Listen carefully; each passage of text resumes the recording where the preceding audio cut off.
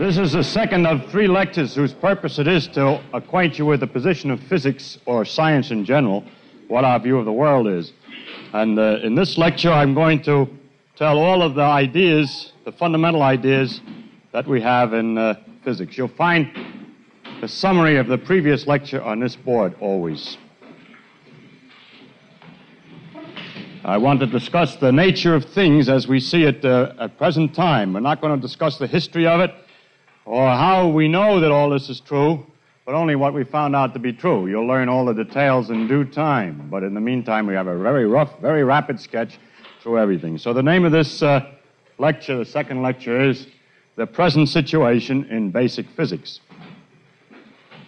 Now, the things that we concern ourselves with in science appear in a myriad of forms and in a multitude of attributes.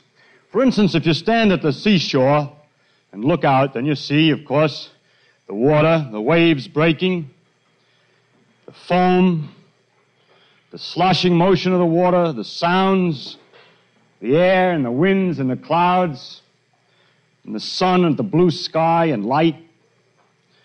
And there's sand and there's rocks of various hardness, permanence, color, and texture. There's animals in the sea and seaweed. There's hunger and disease. There's the observer standing on the beach. Maybe there's even happiness and thought. Any other spot in nature has a similar variety of things and influences. It's always as complicated as that, no matter where you look. Curiosity demands that we ask questions, that we try to put the things together, to understand this multitude of aspects as perhaps the action of a small number of elemental things, or things and forces, perhaps in an infinite variety of combinations.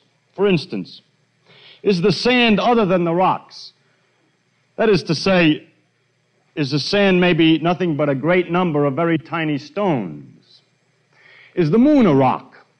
What we mean is, if we understood rocks, would we also understand the sand and the moon? And so, another example, is the wind a sloshing of the air, analogous to the sloshing motion of the water in the sea? What common features do different movements have? What's common to different kinds of sound? How many different colors are there? And so on. And so we gradually try to analyze all this, trying to put together things which at first sight look different, with the hope that we may be able to reduce the thing and understand it better.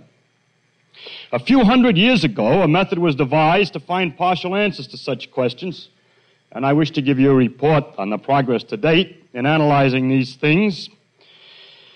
By observation, reason, and experiment, of course, is the method that we call the science. Now, what I'm limiting myself to is a description of our basic view or basic ideas, of what they sometimes call the fundamental physics or fundamental ideas. And I'd like to explain what that means and also what we mean by understanding something a little bit. In this complicated array of moving things, you can imagine it's something like trying to watch a great chess game being played by the gods, you see, and you don't know what the rules of the game are, but all you're allowed to do is watch the playing. Now, of course, if you watch long enough, you may eventually catch on to a few of the rules. The rules of the game is what I mean by the fundamental physics.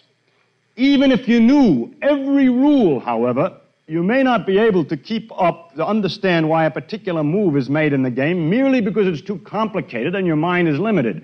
You must know, if you know how to play chess, that it's easy to learn all the rules, and yet it's very hard to select the best move or to understand why Alekhine did that.